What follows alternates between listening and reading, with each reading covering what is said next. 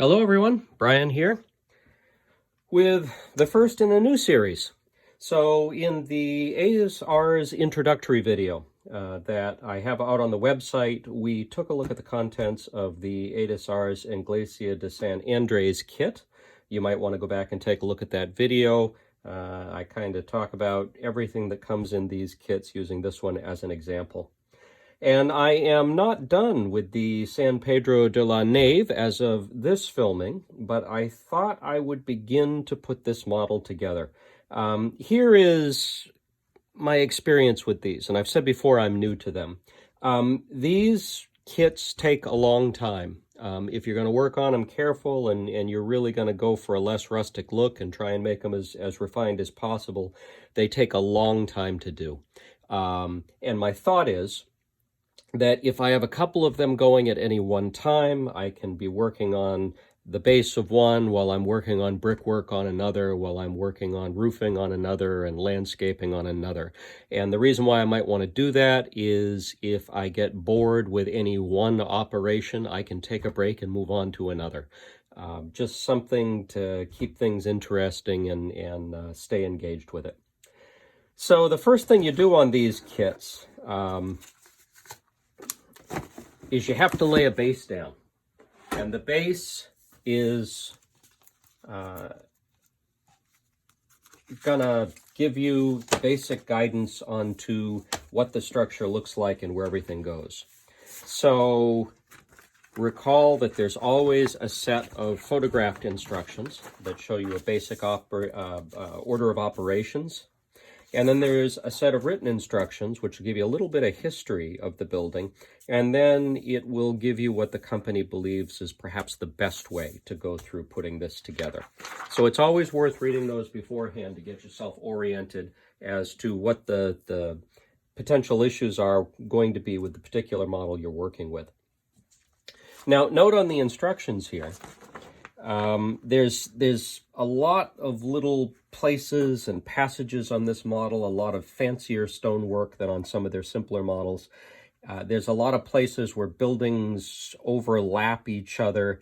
And so this is going to be a more complicated build. There is more of an order of operations here to make sure it all goes together well.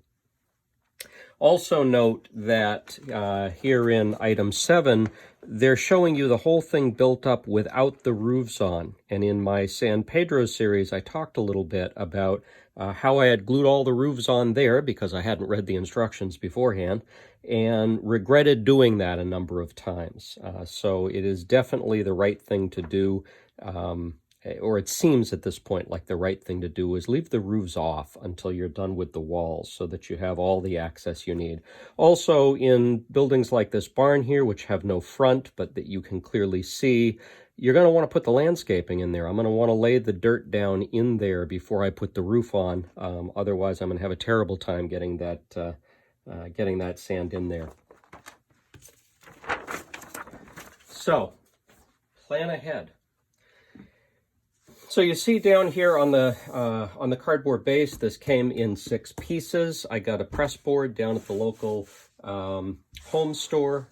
This is what? This is a 1/4 inch, I believe. This might be 3/8 of an inch. Press board, just something thick enough to keep structure to it. I didn't want anything as heavy as a piece of plywood, although if I find this structure inadequate, I can always lay it on a piece of plywood later. I left an edge around the sides in case I decide I want to build a case of some sort to put over it. Or if not, I can end up landscaping right over that and we'll never see it.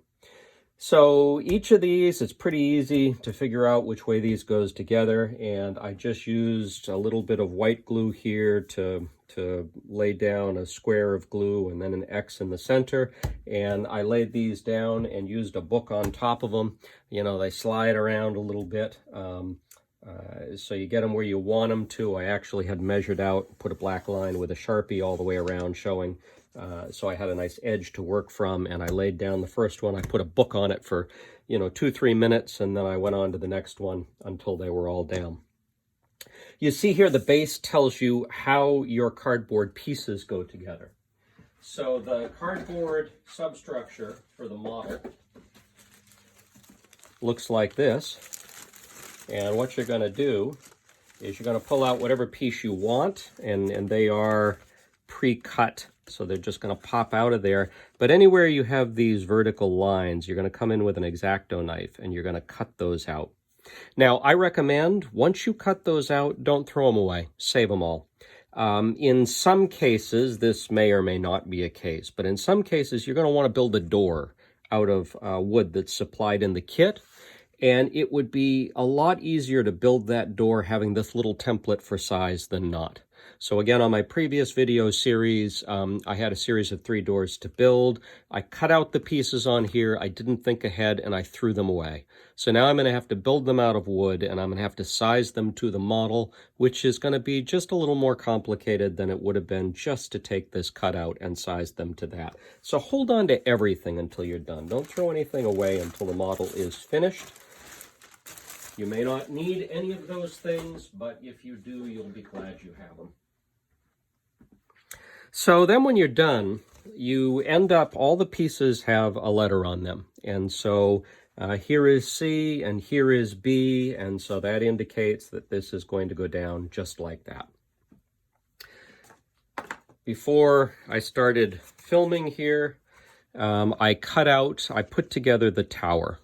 And I cut out, again, all of the holes here where they needed to be. This is the main entrance here on the side. And I also took 1/2 the church and I glued it up to the tower. So this whole piece goes on just like this. And then how does it all go together? Well, they give you these little scored strips, and you cut them with a knife, and you use those to glue the pieces together. So here on this side, I've actually glued up a couple of these tabs. You want them so that the fold is right on the edge, so that when you come in and glue the piece on, you have it right on the edge there. You don't want them sticking out too far this way. You don't want them pulled in too far. You want to get them right on the edge. And so I'll come in with some white glue and I'll put that on there. And what I'll probably do is I'll just line it up like this while it's setting, and I'll hold it in place top and bottom, making sure that the bottom edge is even. And if I hold that for a few minutes with some glue on it, it'll set up and I'll be in good shape. I can set it down, and if I've misjudged where the edges are a little bit, there'll still be a little tackiness, and I'll be able to slide it down and up. I tried, once upon a time, I tried putting them together like this, figuring it would be easier to do that, but what I found more times than not was that if I glued them down flat like that, when I folded them up, I had too much of a gap between the two pieces. And so that didn't work very well. And so it is awkward to work with it like this, but that gives me a tighter edge on here, ultimately, than if I lay it down. So I am going to follow the directions, and I'm going to put together as much of the church as I need to begin the brickwork. I probably won't worry about the barn over here right now. I don't know if the little ancillary building here and sacristy need to go on. I'm going to be following the instructions fairly closely on this model, unlike the last model, because it's more complicated, and I want to make sure that I'm doing it the best way possible. If any of you have built this model and you've got tips and tricks for me, please leave them in the comments. I would love to hear. This is definitely the largest model I'm building, and I wanna do it right. So let me know if you have thoughts around how to do this. My guess is, this is probably thousands of bricks. And this, given that I've only got about an hour and a half a night to work, I'm not going to be surprised if I'm into this particular kit for 6 to 8 months. Maybe it'll take a year. And this is another reason why I wanted to be working on this slowly while I work on other models at the same time, because this is going to be a beautiful model, hopefully, when it's done. But it's going to take a long time, and my guess is I'm going to get tired of it a couple of times in the process. It'll be nice to turn to something else. So, that is the first video on San Andres. Like, comment, subscribe. Please comment. I'd love to hear from you. I'd love to respond. I'd love to hear what others' experience is with this. And we'll see you in the next one. Bye-bye.